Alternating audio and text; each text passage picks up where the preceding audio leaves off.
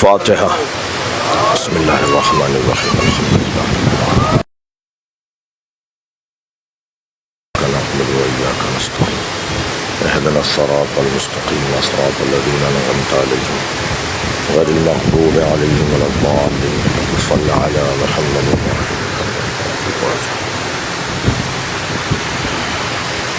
اعوذ باللہ من الشیطان الرجیم بسم اللہ الرحمن الرحیم الحمد للہ الذی لا یبلغ مدحتہ القائلون لا یحصی نعماءہ العادون ولا یعدی حقہ المجتہدون الذی لیس لصفتہ حد محدود ولا نعت موجود ولا وقت معدود ولا اجل ممدود فطر الخلائق بقدرته ونشر الرياح برحمته السلام على الرسول المسدد المصطفى الامجد المحمود الاحمد سیدنا ومولانا ومولا الكون جد الحسن والحسین عانی ابو القاسم محمد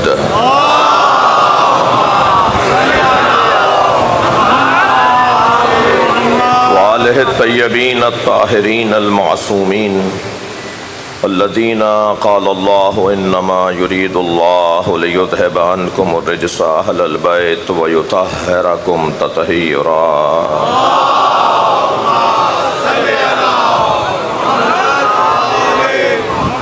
لعنت اللہ علی اعدائہم اجمعین من یوم عداوتہم الى قیام یوم الدین اما بعد قال الحکیم فی قرآن الکریم بسم اللہ الرحمن الرحیم فلا وربک لا یؤمنون حتی یحکموک فیما شجر بینہم ثم لا یجدوا فی انفسہم حرجا مما قضیت وَيُسَلِّمُوا تَسْلِيمًا صلوات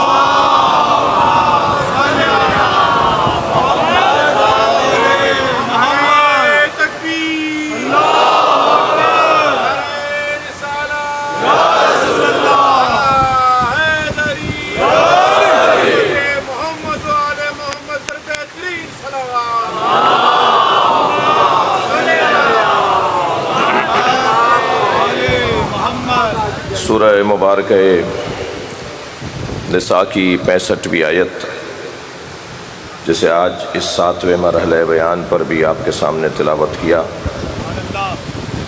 پروردگار عالم اپنے اس کلام میں عظمت نبی مکرم کو بیان کر رہا ہے۔ ارشاد ہو رہا ہے فلا وربک لا یؤمنون حتی یحکموک فیما شجر بینہم، تمہارے رب کی قسم اے میرے حبیب، اے میرے مصطفیٰ، اے میرے مجتبی نبی، اے میرے محبوب، اے میرے معشوق نبی، تمہارے رب کی قسم وہ مومن ہی نہیں ہو سکتا جب تک وہ تمہیں اپنے اختلافات میں حکم نہ مانے۔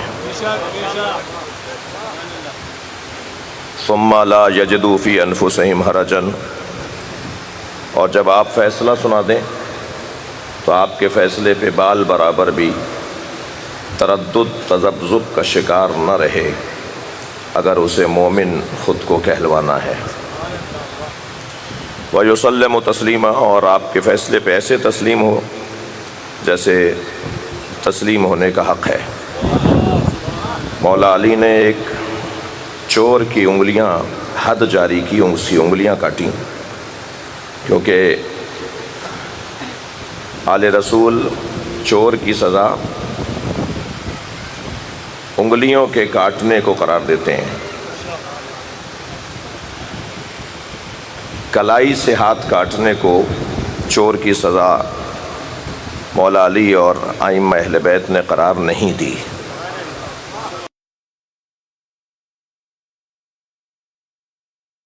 ان کے ہاتھ کاٹ دو، یہ قرآن نے حکم دیا، تو ہاتھ کہاں سے کٹے گا؟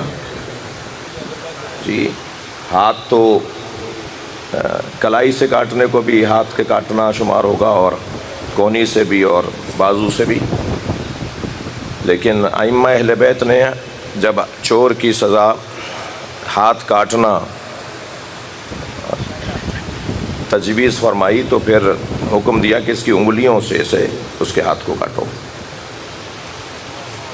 کیونکہ قرآن مجید فَاكْتُبُوهُمْ بِأَيْدِيهِمْ وہ اپنے ہاتھوں سے لکھتے ہیں، یہ بھی تو قرآن کا حکم ہے نا، وہ اپنے ہاتھوں سے لکھتے ہیں۔ تو معصوم فرماتے ہیں یہ اپنی انگلیوں سے لکھتے ہیں، تو اللہ نے انگلیوں کے کاموں کو ہاتھ کا کام قرار دیا ہے۔ چور کی سزا ہاتھ کاٹنا ہے، ادھر قرآن کہہ رہا ہے یہ اپنے ہاتھ سے لکھتے ہیں، تو پھر کہاں سے چور کو سزا دی جائے گی، کہاں سے اس کا ہاتھ کاٹا جائے گا؟ تو ایک جانب ہاتھ کاٹنا ہے، دوسری جانب ہاتھ، تیسری جانب ان المساجد للہ، مساجد اللہ کے لیے مخصوص ہیں، اور مساجد میں اعضائے بدن میں 7 عضو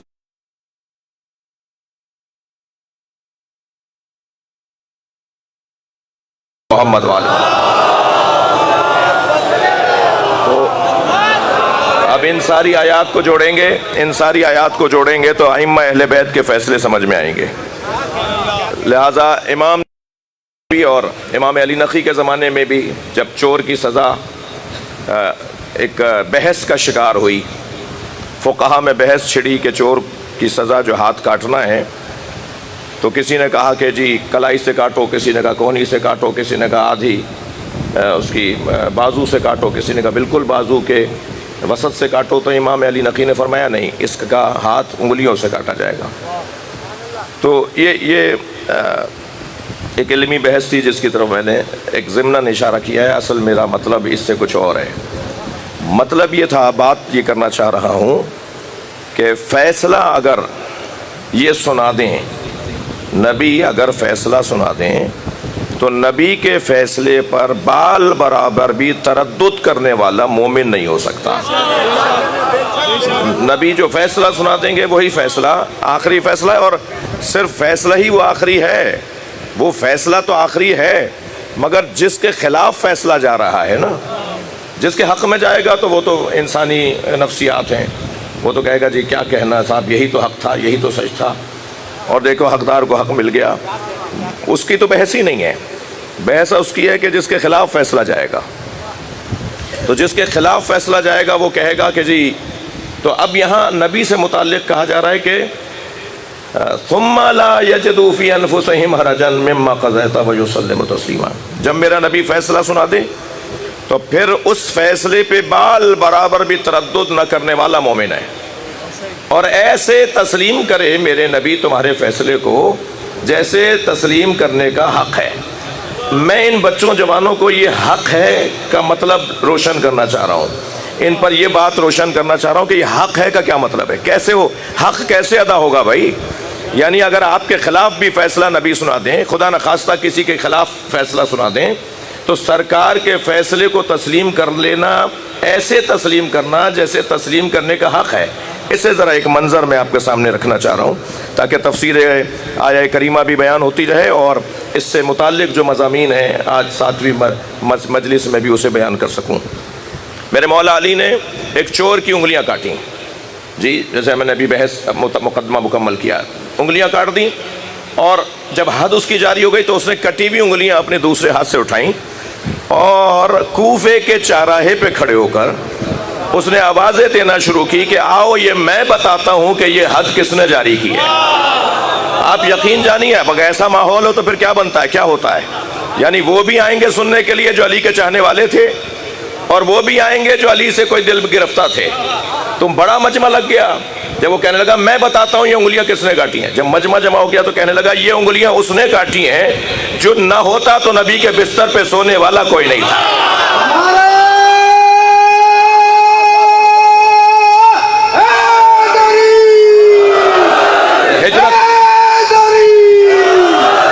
ہجرت کے موقع پر اگر یہ نہ ہوتے تو نبی کے بستر پہ کون سوتا؟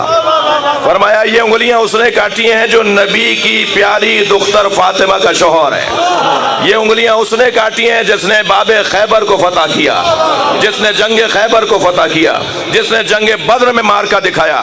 اب مولا کے فضائل پڑھ رہا ہے، مجمع میں سے ایک شخص کی آواز آئی، علی تمہارے ہاتھ کاٹیں، علی تمہاری انگلیاں کاٹیں اور تم علی کے فضائل پڑھو۔ تو بھائی جملہ ہے جو تاریخی جملہ ہے اور مجھ اور آپ ہم سب کو اپنے ذہنوں پر حاکم بنانے کا جملہ ہے۔ کہنے لگا فضائل اسی کے پڑھے جائیں گے جو عدل الہی کو نافذ کرے گا۔ صلوات پڑھیں محمد و آل محمد۔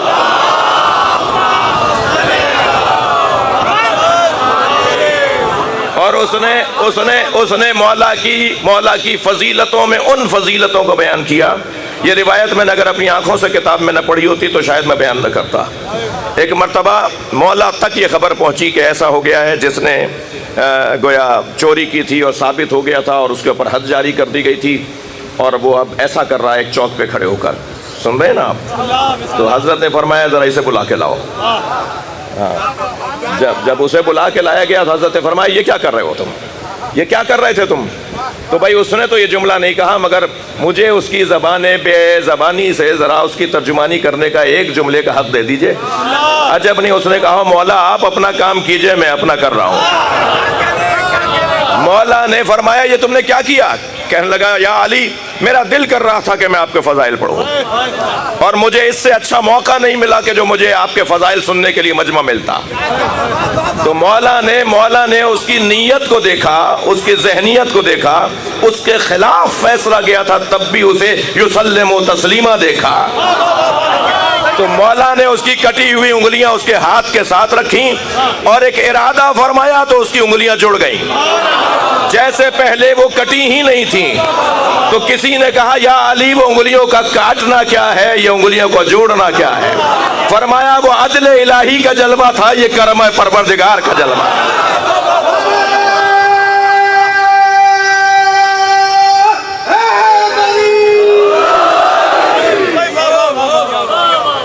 وَيُسَلِّمُ تسلیمہ کا کیا مطلب ہے؟ یعنی جب نبی فیصلہ سنائے تو پھر نبی کے فیصلے پہ چوں چرا اگر مگر، ایسے ویسے، یہ ہوتا وہ ہوتا، یہ جملے چاہنے والا نہیں بولتا۔ اب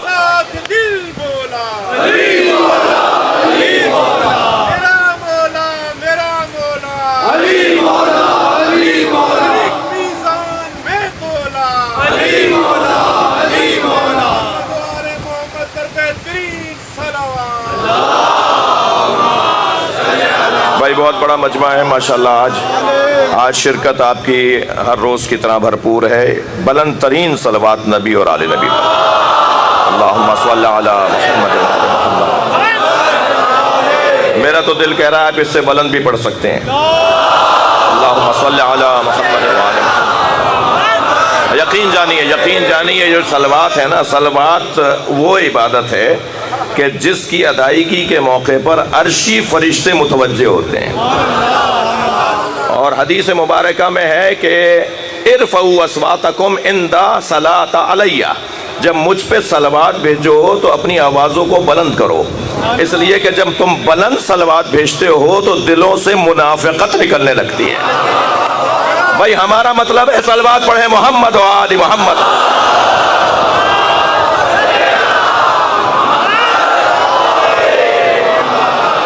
اچھا میں یہ بات بہت بار کر چکا ہوں، کئی بار کر چکا ہوں کہ کوئی ایسی بات میں نہیں کرتا، نہیں کرنا چاہیے۔ میری مکمل کوشش ہوتی ہے کبھی کبھی کوئی ایسی بات اگر ہو بھی جائے تو بتا دیتا ہوں کہ یہ فقہ اہل بیت کے مطابق ہے، فقہ جعفریہ کے مطابق ہے۔ کوشش یہ ہوتی ہے کہ ہر بات یا زیادہ تر وہ بات کی جائے جو تمام مسالک اسلامیہ، تمام فرق اسلامیہ کے نزدیک ان کا کم سے کم کوئی حوالہ ملتا ہو۔ تو یہ جو حدیث میں نے آپ کو سنائی ہے، یہ حدیث سب کے ہاں ملتی ہے کہ نبی نے فرمایا جب مجھ پہ صلوات پڑھا کرو تو بلند آواز سے صلوات پڑھا کرو۔ تو میں ایک صلوات اور،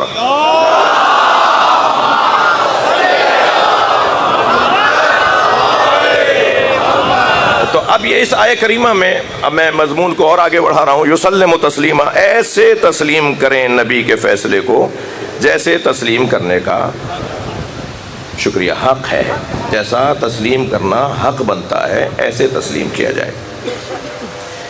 یہ آپ نے آیت سنی اور اس کو ایک مرتبہ پھر اس زاویے سے ذرا توجہ فرمائیں۔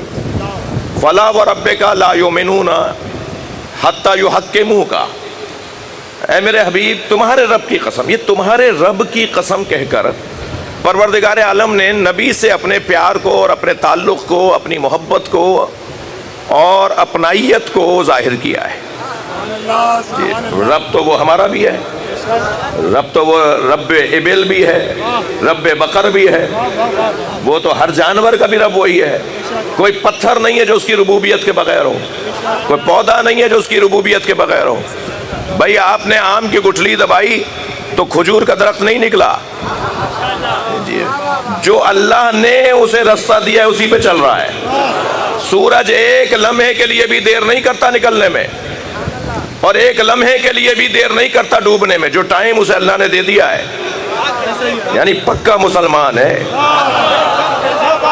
مگر یہ پکا مسلمان اس لیے آپ سے زیادہ فضیلت نہیں رکھتا کہ مسلمان تو انسان بھی ہے اور مسلمان تو چاند سورج بھی ہیں، مگر وہ مجبور مسلمان ہے اور یہ مختار مسلمان ہے۔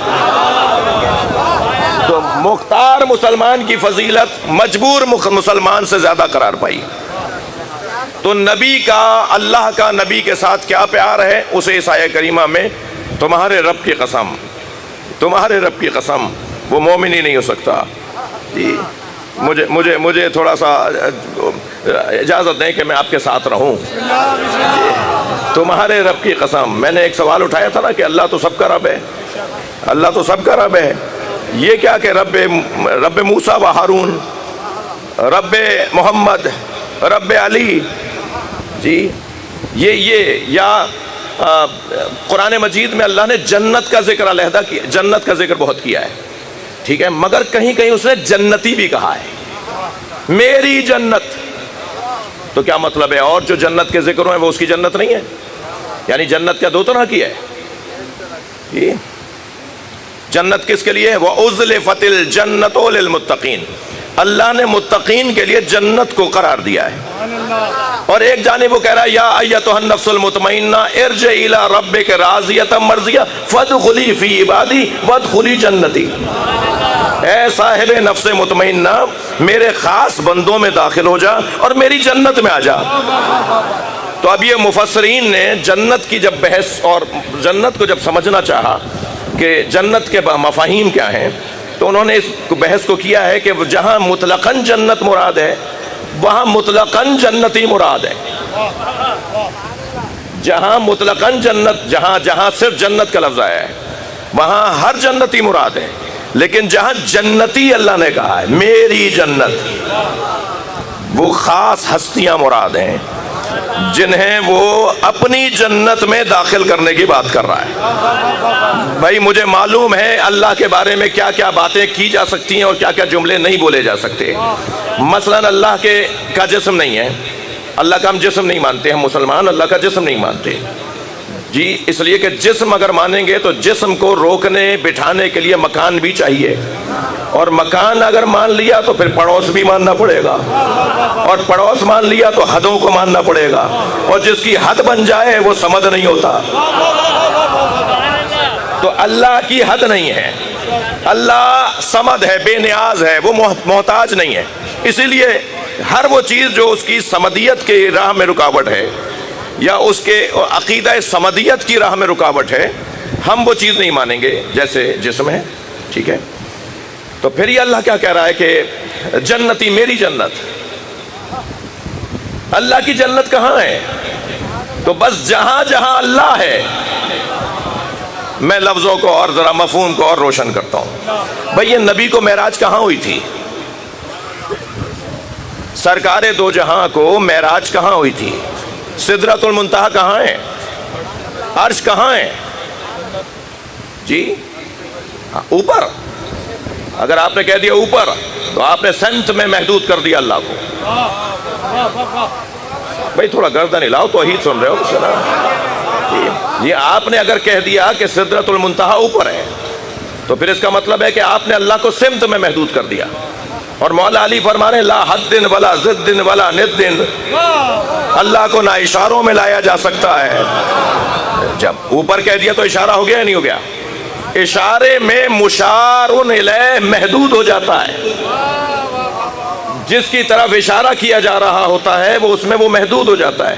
تو اللہ کو تو ہم محدود مانتے نہیں ہیں. اللہ تو لا محدود ہے، اللہ بسیط ہے، کسی ایک جگہ نہیں، ہر جگہ ہے. تو پھر معراج کہاں ہوئی؟ کہاں گئے تھے؟ وہ سدرۃ المنتہا کہاں ہے؟ عزیزان گرامی، ساری باتیں کیا اسی دنیا میں سمجھیں گے ہم؟ کچھ مرنے کے بعد نہ چھوڑ دیں؟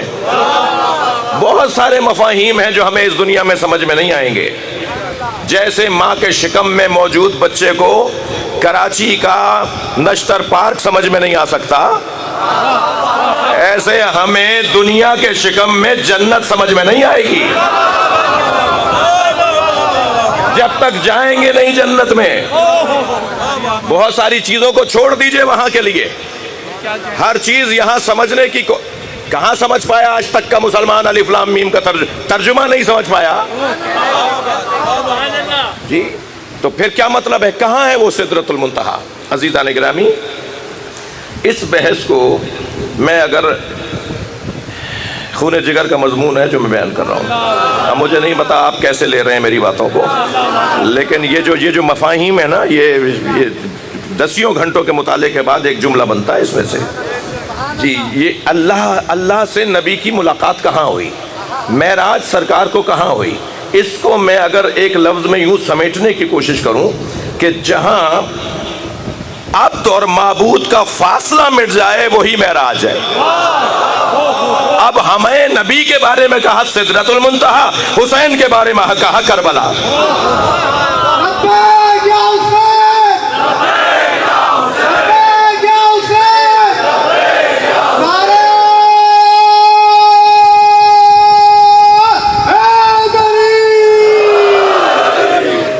متوجہ ہیں؟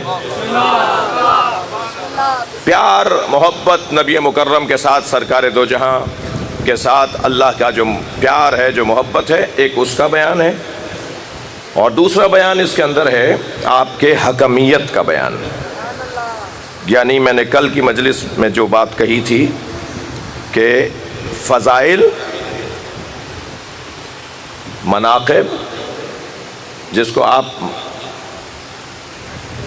ولایت کہتے ہیں، ولایت کے دو معنی ہیں. ولایت بے معنی محبت اور ولایت بے معنی حاکمیت. جب میرے دل و دماغ میں ان کی محبت بس جائے تو یہ بھی ولایت ہے، اور اس کے نتیجے میں ان کی ہر بات ماننے لگوں تو یہ بھی ولایت ہے. مگر پہلے والا جو عنوان ہے وہ محبت کا ہے، دوسرا عنوان حاکمیت کا ہے. یہاں نبی مکرم کی محبت کو اور نبی مکرم کے جو مقام اور فضیلت ہے اسے بھی اللہ بیان کر رہا ہے، اور حاکم بھی انہیں قرار دے رہا ہے. یعنی اگر ہم حاکم ہی نہ مانیں سرکار کو تو پھر بعض اوقات یہ بات لا حاصل ہوگی، ہمیشہ نہیں. بعض اوقات یہ بات لا حاصل ہوگی کہ ہم ان کے فضائل پڑھ رہے ہیں، ہم ان کے مناقب بیان کر رہے ہیں، ہم ان کی عظمت کو بیان کر رہے ہیں. یہ لا حاصل ہو جائے گی بعض اوقات، اس لیے کہ وہ جو فضائل و مناقب بیان کر رہے ہیں اس کا نتیجہ کیا ہے؟ سمندر کے کنارے کھڑے ہو کے کشتی کی تعریفیں کہ اس کا چپو ایسا ہے اور اس کی لکڑی ایسی ہے اور یہ اتنی تیز چل سکتی ہے اور یہ اتنے گہرے پانی میں جا سکتی ہے اور یہ اس پار جا سکتی ہے اور یہ ڈوبنے والی نہیں ہے اور اس میں اتنے لوگ بھی سوار ہو سکتے ہیں اور اس میں وہ نہیں بیٹھ سکتا اور اس میں وہ بیٹھے گا. 50,000 باتیں کر لیجئے، کیا فائدہ جب تک کہ اس پہ سوار نہ ہوا جائے. اس پہ سوار ہوں گے اور خود کو کہیں تک لے جائیں گے تب اس فضائل اور اس مناقب کا کوئی فائدہ ہوگا. جی، نبی مکرم نے اپنی اہل بیت کو کشتی نوح سے زیادہ کشتی نوح سے تعبیر کیا ہے نا. میری اہل بیت کی مثال کشتی نوح کی طرح ہے. من رکبہا، جو اس پہ سوار ہو گیا، فنجا، وہ نجات پا گیا، اور جس نے اس سے منہ موڑ لیا فہلکا، وہ ہلاک ہو گیا. تو اب سوار ہونے کی بات ہے. سوار کیسے سوار ہوں گے بھائی؟ سوار کیسے ہوں گے؟ یہ کشتی کوئی مادی کشتی تو ہے نہیں، یہ لکڑی کی بنی ہوئی کشتی تو ہے نہیں، یہ فائبر کی بنی ہوئی، مجھے معاف کیجیے گا، کشتی بنانے والے بھی شاید کچھ لوگ بیٹھے ہوئے ہوں گے. جی کشتی کیسی کشتی ہے کہ جس پہ سوار ہوا جائے؟ اور کیا ہمارا بدن سوار ہوگا؟ تھوڑی سی توجہ بڑھائیے. ہمارا نبی نے اپنی اہل بیت کو حضرت نوح کی کشتی کی طرح تعبیر کیا ہے. مثل اہل بیتی، صلوات پڑھیں تو میں حدیث سناؤں.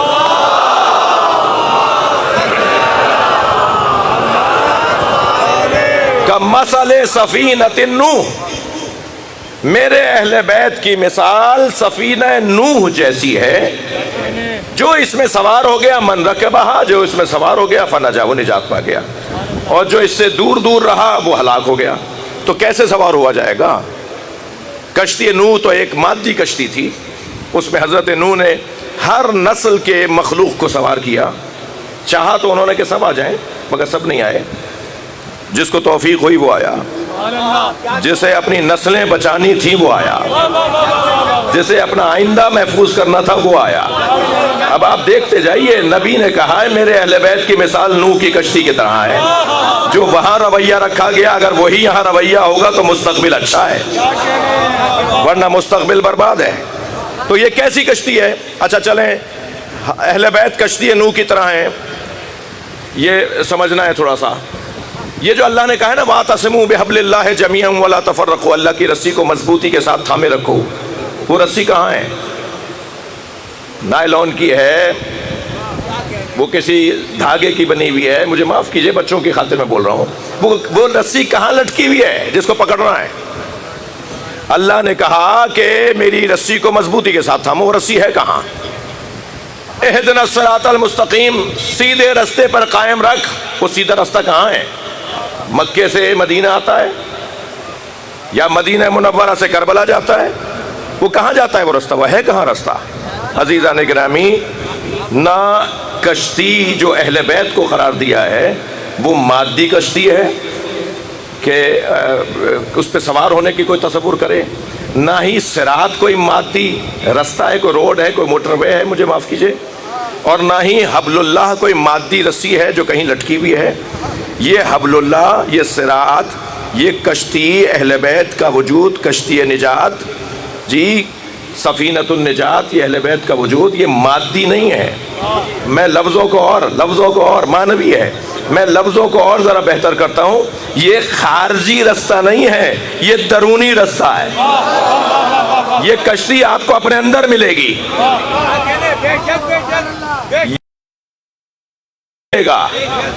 اپنی فطرت کو سالم بناتے چلے جائیے، ہر باکمال آپ کو اپنا نظر آئے گا.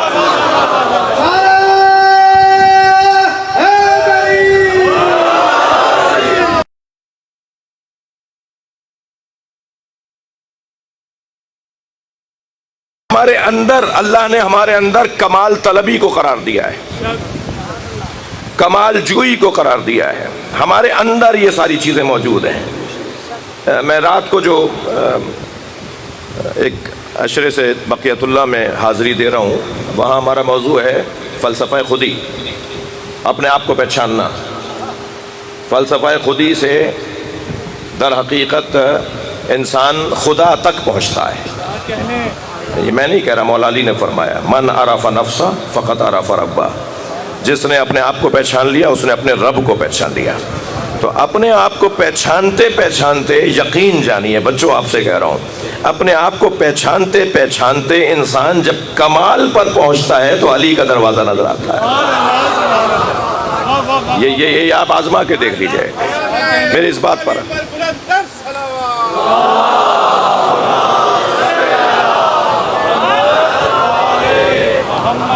بات بہت روشن ہے. میں عرض یہ کر رہا ہوں کہ حاکم قرار دیا ہے نبی مکرم کو، اور محبت کے ساتھ، پیار کے ساتھ، عقیدتوں کے ساتھ اس گھرانے کو اپنا حاکم ماننا ہے. جو یہ فیصلہ سنا دیں اس فیصلے کو تسلیم کرنا ہے. اچھا اب دیکھیے، یہ جو مجمع بیٹھا ہے، یہ جو آپ تشریف فرما ہیں، یہ مسلمان بیٹھے ہیں، ٹھیک ہے. ہم امت مصطفیٰ ہیں اور ملت ابراہیم ہیں. اللہ کرے، میں آج ٹائم میرے پاس تنگ سے تنگ تر ہوتا جا رہا ہے. اور میں اپنے مضمون میں مفاہیم کو بیان کرنے کی کوشش کر رہا ہوں۔ جتنے بھی مسلمان ہیں نا، ہم کلمہ پڑھنے والے، لا الہ الا اللہ محمد الرسول اللہ پڑھنے والے، جتنے بھی مسلمان ہیں وہ سب امت مصطفیٰ ہیں اور ملت ابراہیم ہیں۔ وَاتَّبَعَ مِلَّةَ ابراہیم حنیفا، اے لوگو ملت ابراہیم جو چنا ہوا اور منتخب دین ہے، اس دین کی اتباع کرو۔ وَمَا جَعَلَ عَلَيْكُمْ فِي الدِّينِ مِنْ حَرَجٍ مِلَّةَ أَبِيكُمْ إِبْرَاهِيمَ هُوَ سَمَّاكُمُ الْمُسْلِمِينَ، خبردار تم پر کوئی حرج نہیں ہے کہ تم دین میں ملت ابراہیم کی پیروی کرو، جس ملت کے بنانے والے تمہارے بابا ابراہیم نے تمہارا نام مسلمان رکھا ہے۔ اللہ کرے میرا مجمع میرے ساتھ رہے۔ یعنی ہم لوگ جو ہیں مسلمانوں کو مسلمان کس نے کہا ہے؟ ہمارا نام مسلمان کس نے رکھا ہے؟ لا الہ الا اللہ محمد رسول اللہ کہنے سے مسلمان ہو گئے؟ یہ کس نے رکھا ہے ہمارا نام؟ قرآن کہہ رہا ہے یہ ابراہیم نے رکھا ہے۔ یہ سورہ بقرہ کی آیت ہے جو میں نے 130 نمبر کی آیت ہے۔ حضرت ابراہیم نے ہمارا نام مسلمان حضرت ابراہیم نے رکھا ہے جی۔ کون؟ اچھا ایک اور جگہ ارشاد ہو رہا ہے وَمَن يَرْغَبْ، یہ بھی سورہ بقرہ ہے، وَمَن يَرْغَبْ اللہ اکبر ان ملت ابراہیم الا من صفیٰ نفسہ، جو راغب ہی نہیں ہے خود کو ملت ابراہیم میں شمار کرنے کا، اس سے زیادہ تو بے وقوف کوئی نہیں ہے۔ یہ بھی قرآن کی آیت ہے۔ ایک صلوات پڑھیں تو میں ان کی تفسیر کروں۔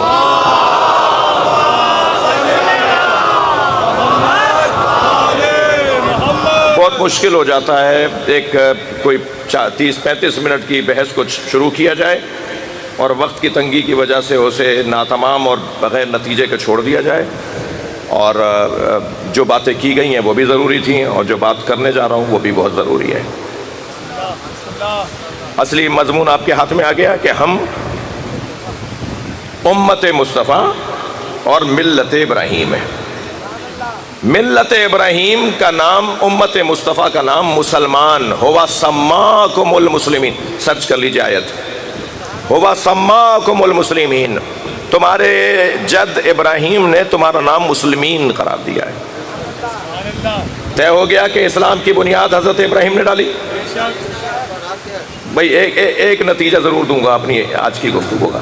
طے ہو گیا کہ حضرت ابراہیم نے، اچھا مجھے تسلی دیجئے کہ مغرب کا صحیح وقت کیا ہے؟ کوئی بتائے گا مجھے؟ 35 نہیں، 20 منٹ سے تو زیادہ وقت ہے، آدھا گھنٹہ میرے حساب سے ہونا چاہیے۔ 30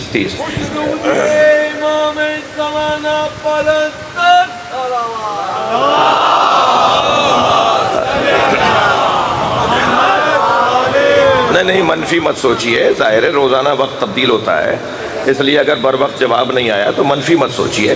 صلوات پڑھیں ذرا محمد و آل محمد۔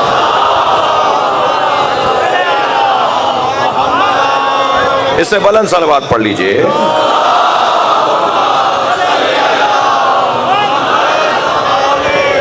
میں ایک بات آپ کے سامنے بس اللہ کرے میں بیان کر پاؤں کہ یہ طے ہو گیا کہ اسلام کی بنیاد حضرت ابراہیم نے رکھی۔ جب اسلام کی بنیاد حضرت ابراہیم نے رکھی ہے تو حضرت ابراہیم ہی بہت سارے معاملات کو طے کریں گے۔ مثلا حضرت ابراہیم یہ طے کریں گے کہ تمہارا حاکم اور تمہارا بڑا کون ہوگا۔ مثلا حضرت ابراہیم ہی یہ طے کریں گے کہ کسے تم اپنا حکم مانو گے۔ بہت سارے اعمال ہیں جو حضرت ابراہیم کے مطابق آپ انجام دیتے ہیں۔ ابھی آپ نے کچھ دن پہلے قربانی کی ہے، یہ حضرت ابراہیم ہی نے آپ کو قربانی کا جذبہ دیا تھا۔ یہ پاکستان نہیں پوری دنیا کے صاحبان ثروت اور صاحبان صحت لوگ، پیسے والے لوگ اور صحت مند لوگ، یہ دو اگر ٹھیک ہو جائیں تو معاشرہ ٹھیک ہو جائے گا۔ ان دونوں کو اللہ حج پہ بلاتا ہے، پیسے والوں کو بھی صحت والوں کو بھی۔ تو انہی کی وجہ سے معاشرے میں فساد بھی ہے اور انہی کی وجہ سے معاشرے میں ترقی بھی ہے۔ تو انہی کو اللہ مکے بلاتا ہے، انہی کے بال اترواتا ہے، انہی کے شناخت کے کپڑے ان سے تبدیل کرواتا ہے. انہی لوگوں کو وہاں بلا کے اللہ گنجا کروا دیتا ہے. اب کیا اردو میں بول رہا ہوں نا بھائی, اللہ ان کے بال اتروا دیتا ہے. یعنی جو ہیئر اسٹائل, شناخت, وہ سب مٹ جاتی ہے. صرف اپنی ایک شناخت رکھو, مسلمان ہو. جی وہ سارے حاجی جو نماز پڑھ رہے ہوتے ہیں اس میں ہر فقہ کا بندہ ہوتا ہے, ہر مسلک کا بندہ ہوتا ہے. سب حرم میں نماز پڑھ رہے ہوتے ہیں, سب خانہ کعبہ کی طرف رخ کر کے نماز پڑھ رہے ہوتے ہیں. تو اتنا کروڑوں لوگ دنیا میں, اربوں مسلمان ہیں, سب کو اللہ کیسے بلا سکتا تھا وہاں؟ اللہ نے اس کی شرائط رکھ دی, اس کی کچھ جو ہے وہ استطاعت کی کچھ شرائط رکھ دی کہ جن کے اندر یہ صفتیں پائی جائیں گی وہ وہاں آ جائیں. ٹھیک ہے, یہ کس کا کام ہے؟ یعنی ہمیں ہمارے معاشرے کو بہتر معاشرہ بنانے کے لیے اللہ نے صاحبان ثروت اور صاحبان صحت لوگوں کو مکے بلایا ہے. یہ نعمت کس کی دی ہوئی ہے؟ یہ حج کی نعمت کس کی دی ہوئی نعمت ہے؟ اور یاد رکھیے اہل بیت کے فضائل بہت ہیں. میں لفظوں کو بہتر کروں, علی مولا کے فضائل بہت ہیں, مگر علی مولا کے فضائل میں سب سے بڑی فضیلت ہے من کنت مولا فہذا علی مولا.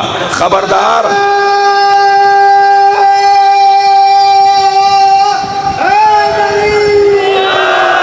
میں جس کا مولا, علی اس کا مولا.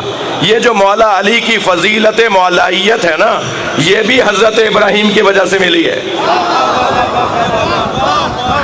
حج سے لوٹ رہے ہیں نا سرکار, صلوات پڑھ لیں محمد و آل محمد پر.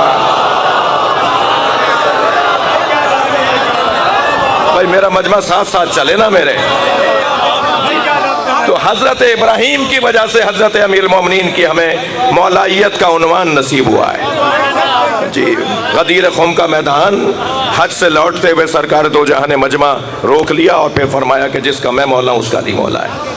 تو اصلی مضمون آپ کے ہاتھ میں آ گیا کہ اسلام کی بنیادیں بھی حضرت ابراہیم نے ڈالی ہیں. اگر قرآن کی یہ آیتیں نہ ہوتی نا جو میں نے بھی پڑھی ہیں, تو آپ میں سے بہت سے لوگ جو ہے نا مجھے جانے نہیں دیتے کہ مولانا نہ جانے کون سی بحث لے کر آ گئے. ہم کیوں ملت ابراہیم ہے بھائی؟ ہم تو امت مسلمہ ہیں.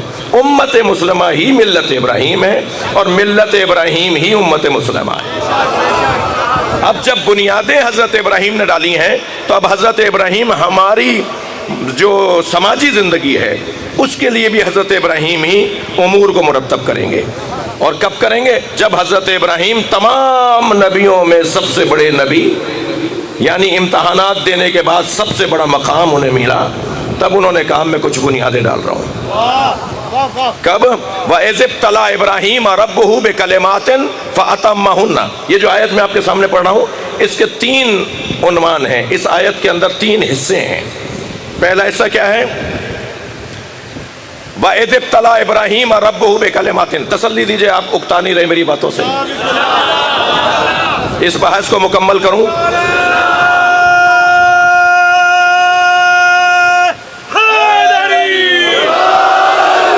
وَإِذِ ابْتَلَىٰ إِبْرَاهِيمَ رَبُّهُ بِكَلِمَاتٍ. پہلا عنوان, جب ابراہیم کے رب نے ابراہیم کو آزمایا, آزمائش, امتحان. فَأَتَمَّهُنَّ, آزمائش میں کامیابی. دوسرا عنوان, قَالَ إِنِّي جَاعِلُكَ لِلنَّاسِ إِمَامًا. دوسرا عنوان, جب ابراہیم نے آزمائش دے دی تو اللہ کا اعلان ہوا, اللہ کی طرف سے آواز آئی, اے ابراہیم لوگوں کا اب ہم تمہیں امام بنا رہے ہیں. دوسرا عنوان ہے امتحان کے بعد ذمہ داریاں, امتحان اور آزمائش کے بعد امامت.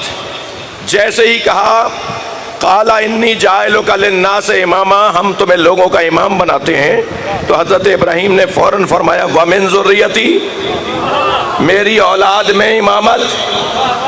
یہ تیسرا عنوان. جی ایک اور عنوان سنا دوں. جواب اللہ کا یہ آیا لا ینال عہد الظالمین, ہمارا یہ عہدہ امامت ظالموں تک نہیں پہنچے گا. بھائی توجہ بڑھائیے, اس آیہ کریمہ میں ایک عنوان ہے حضرت ابراہیم کا امتحان, دوسرا عنوان ہے حضرت ابراہیم کی امامت, اور امامت بھی نص کے مطابق. جب ابراہیم جیسا نبی امتحان دیے بغیر, اور صرف امتحان بھی نہیں, اللہ کی طرف سے منتخب امام نہ ہو, تو بغیر امتحان دیے لوگ کیسے امام بن جائیں گے؟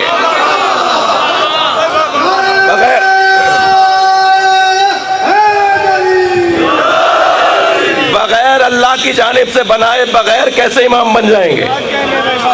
یعنی امتحان دینا ہے پہلا مرحلہ، امتحان میں کامیابی پہلا مرحلہ۔ دوسرا مرحلہ یہ ہے کہ اللہ بنائے، پھر اس امتحان کے بعد ڈگری کون دے گا، نمبر کون دے گا، سند کون دے گا؟ وہی دے گا نا جس نے امتحان لیا ہے۔ تو اب دوسرا عنوان ہے امامت کے لیے نص کا ہونا۔ میں چوتھی مجلس میں آپ کو عبارت پڑھ کے سنا چکا ہوں کہ بڑی بڑی شخصیات نے اپنی کتابوں میں لکھا ہے، ملا علی قاری جیسی شخصیت، سعد الدین تفتزانی جیسی شخصیت، وہ لکھ چکے ہیں اپنی کتابوں میں کہ امامت امت کے لیے اتنا سنجیدہ مسئلہ ہے کہ اس امامت کی وجہ سے نبی کا دفن و کفن بھی چھوڑا جا سکتا ہے۔ میں عبارتیں سنا چکا ہوں آپ کو، ایک سلوات پڑھیں ذرا محمد و آل محمد۔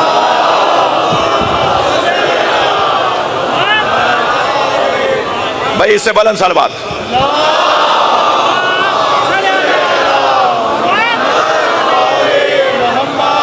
یعنی اتنا سنجیدہ مسئلہ ہے، امت کے نزدیک اتنا سنجیدہ مسئلہ ہے کہ نبی کے دفن و کفن کو بھی چھوڑ سکتے ہیں۔ کہہ رہے ہیں نا، کہاں ہے نا، لکھا ہوا ہے نا۔ تو اب امامت امتحان کے بعد نص کے مطابق امامت، اور صرف نص کے مطابق امامت۔ تیسرا مرحلہ اولاد کے لیے امامت۔ چوتھا مرحلہ لا ینال عہد الظالمین۔ یہ نہیں کہا اللہ نے کہ آپ کی اولاد میں امامت نہیں آئے گی، یہ کہاں کہا اللہ نے؟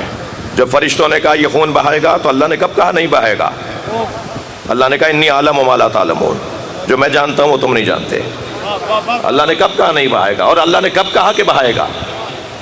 اللہ نے کہا میں جو جانتا ہوں وہ تم نہیں جانتے۔ حضرت ابراہیم فرما رہے ہیں کہ میری ذریت میں، میری اولاد میں امامت، تو اللہ نے کیا کہا کہ نہیں ہوگی امامت؟ اللہ نے کہا ظالموں تک امامت نہیں پہنچے گی، یعنی عصمت۔ امتحان، نص، انی جاعلک للناس اماما، نص کے مطابق امامت، حکم الہی کے مطابق امامت، اللہ امام بنائے گا۔ بھائی میرے پاس وقت تنگ ہو گیا، مگر مجھے اگر وقت ہوتا تو میں 10 آیتیں تو مجھے اس وقت یاد ہیں جو میں آپ کو سنا دوں کہ کہاں کہاں اللہ نے کہا ہے خلیفہ میں بناؤں گا، امام میں بناؤں گا، ملک میں بناؤں گا، حاکم میں بناؤں گا۔ ایک مرتبہ بھی اگر کوئی کہہ دے یہ کام میں کروں گا تو ادب کا تقاضا نہیں ہے کہ وہ کام کرنے سے پہلے اس سے پوچھ لیا جائے کہ اللہ تو کیا چاہتا ہے؟ ایک دفعہ تھوڑی کہا ہے اس نے، اگر ایک دفعہ بھی کہا ہوتا تو تب بھی حکم یہی تھا۔ اس نے تو بار بار کہا ہے کہ یہ کام میرا ہے۔ معاشرے کی سربراہی، معاشرے کا سربراہ بنانا تمہارا کام نہیں ہے، معاشرے کا سربراہ بنانا میرا کام ہے۔ جب انہوں نے کہا میری اولاد میں سربراہی جائے گی تو اللہ نے کہا لا ینال عہد الظالمین، یعنی عصمت۔ توجہ ہو گئی آپ حضرات کی؟ یعنی عصمت کے مطابق۔ عزیزو یہ بحث چھوڑ دو کہ پہلے امام سے لے کے 12ویں امام تک ہر امام کا بیٹا پچھلے امام کی جگہ آ کر امام بنا، یہ کیسے ہوا؟ یہ خاندانی مسئلہ ہے۔ بعض لوگوں کے دل میں خرابی خود ہوتی ہے، الزام رکھ دیتے ہیں مستشرقین کے اوپر، الزام رکھ دیتے ہیں مغربیوں کے اوپر کہ وہ غیر مسلم کہتے ہیں کہ خاندان میں کیسے ہوگا، بچوں میں کیسے امامت اور خلافت جائے گی، اولاد میں کیسے خلافت چلی جائے گی۔ بھائی غیر مسلموں کی بات چھوڑو، تم اپنی بات کرو، مسلمان ہو یا نہیں؟ غیر مسلم کا تو امامت موضوع ہی نہیں ہے، کیوں غیر مسلم پہ رکھ کر اپنی بات کر رہے ہو؟ امامت اور خلافت غیر مسلم کا موضوع کب ہے؟ اسے تو پہلے اللہ سمجھاؤ، اسے پہلے توحید سمجھاؤ۔ غیر مسلم کا نماز موضوع ہی نہیں ہے۔ نماز پر اگر کوئی غیر مسلم اعتراض کر رہا ہو نا، اسے کہو بھائی کوئی اور بات کرو۔ مسلمان سے نماز پہ بحث کرے کہ باندھ کے پڑھوں یا کھول کے پڑھوں، لیکن جو اللہ کو ہی نہیں مانتا وہ نماز پہ ہم سے کیوں بات کر رہا ہے؟ جی اولاد میں امامت کیوں جائے، کیسے جائے، نہیں جانا چاہیے، یہ غیر مسلم کا موضوع ہی نہیں ہے۔ اور جس نے اس پر اعتراض اٹھایا ہے، اگر وہ اعتراض اٹھاتا ہے تو شاید زبان پہ تو کلمہ ہے مگر دل میں کوئی غیر مسلمی ہے۔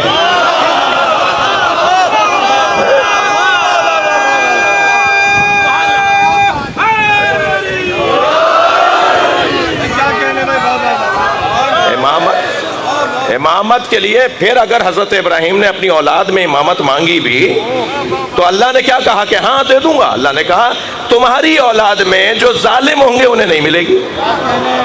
تو اللہ نے تو اولاد کے اندر بھی معیار بنا دیا نا، بھائی اولاد میں بھی وہ امام بنے گا جو معصوم ہوگا۔ اب ثابت کرو، یا ہم ثابت کرنے کے لیے بیٹھے ہیں کہ جسے تم امام مانتے ہو وہ کتنے عرصے تک بتوں کی پوجا کرتے رہے، اور جسے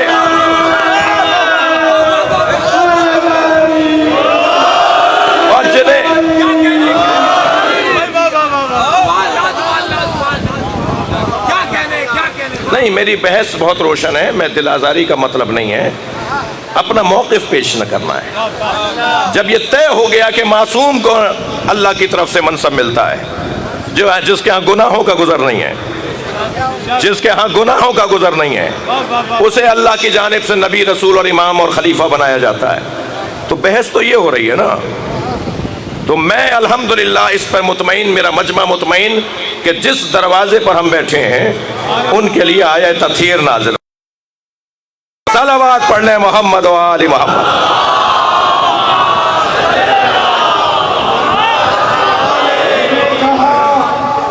تو مورد الزام ہو گئے، ہم نے کہا تو مورد الزام ہو گئے۔ خیبر میں خود نبی نے کہا یا علی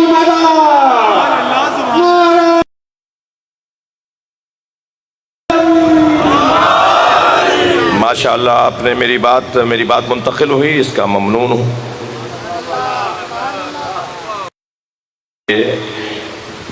وہ گھرانہ ہے، دودھ پیتے بچے بھی تیروں کے آگے مسکراتے ہیں، بھیج دیتے تھے، اور جب خیمے میں لوٹ کے جاتے تھے تو اس بچے کی ماں کہتی تھی چچا نے کیا کہا، اور کہتے تھے اماں چچا نے تو واپس لوٹا دیا۔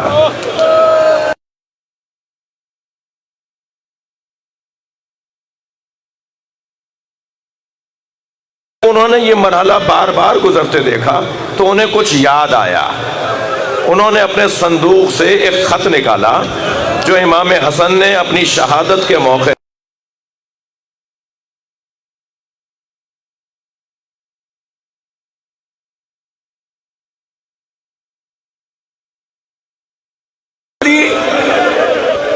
تو اب یاد آیا کہ اب اس سے زیادہ اور کون سی مشکل گھڑی ہوگی۔ کربلا کا میدان ہے، کل شہادت نامے کے مطابق شہادتیں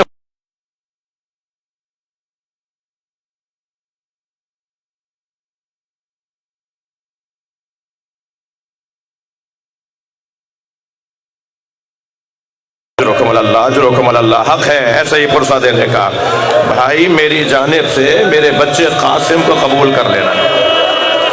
جناب ام فروا نے فرمایا قاسم تیار ہو جاؤ۔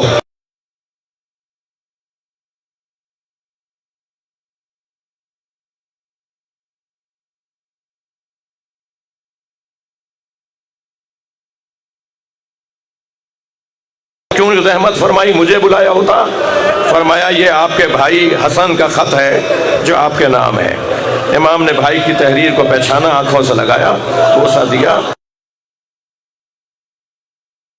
ایک مرتبہ عزاداروں سنیں گے، بڑا سا شہید تو کربلا میں علی اکبر بھی ہوئے، عباس علمدار بھی ہوئے، اون محمد بھی ہوئے، اور حضرت علی اصغر بھی ہوئے، مگر واحد مجھے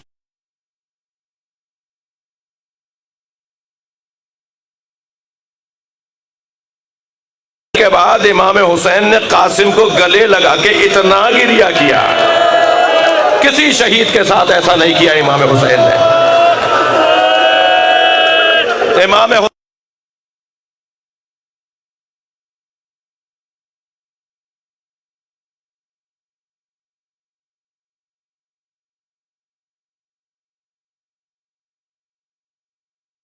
نے آگے بڑھ کر بھائی کو افاقہ دیا، میں نے ایک جملہ کہہ دیا، اردو سمجھنے والے لوگ بیٹھے ہیں، جب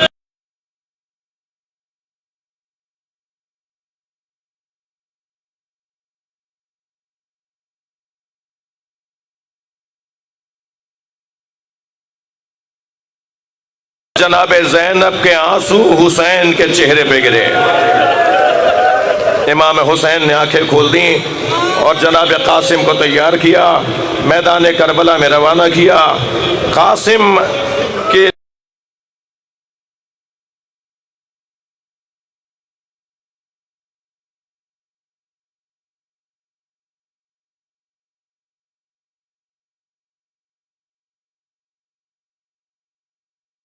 نازک بدن تھا، صرف امام حسین نے تلوار لگائی اور ایک ڈھال دے دی، اور امام نے جو امامہ اپنے ہاتھوں سے باندھا نا، اس کا تحت الحنق نکال کر چہرے پہ نقاب لگا دی۔ یہاں پر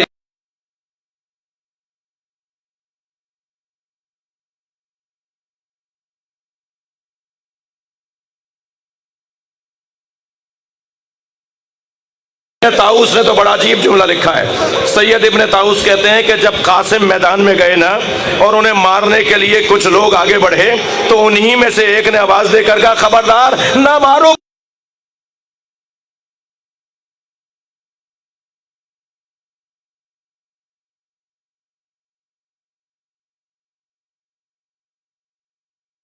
آواز دی، چچا میری مدد کیجیے گا۔ واحد ایک ہی منظر بنا ہے یہ جو اب میں سنانے جا رہا ہوں۔ جب حضرت قاسم کی آواز آئی نا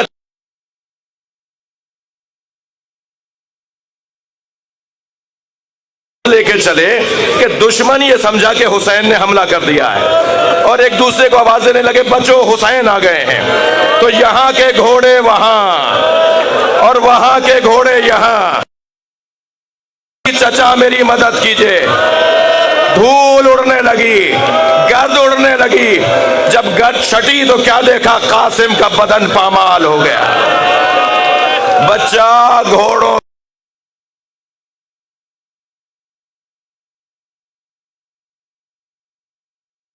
دو جملے اور سن لیجئے۔ واحد لاشا ہے جو حسین کو ایک جگہ سے نہیں ملا،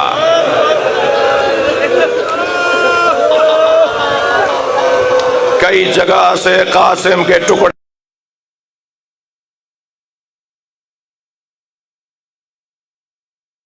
شہید کا لاشا جب آتا تھا اس شہید سے وابستہ بی بی کھڑی ہو کر استقبال کرتی تھی، لیکن جب حضرت قاسم کا لاش آیا تو بی بی ام فروہ نظر نہیں آئی، تو امام نے تعجب سے جناب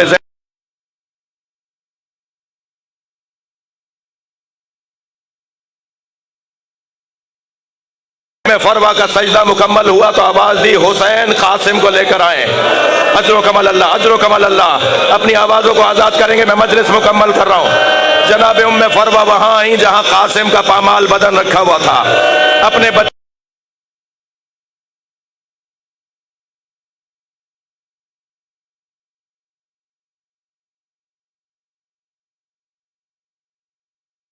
جو گھوڑوں کے سموں سے تار تار ہو گیا، مگر ایک ماں مانگ رہی تھی نا، امام حسین نے وہ خون بھرا کرتا دے دیا، بی بی ام فروہ نے وہ کرتا خیمے میں لے جا کے رکھ دیا۔ خیمے لوٹے، تبرکات لوٹے گئے۔ 11 محرم کو قافلہ کوفہ سے شام گیا، شام میں اسیر رہا، اسیری سے رہائی ملی تو تبرکات واپس آئے۔ ہر بی بی نے اپنی اپنی گٹھڑی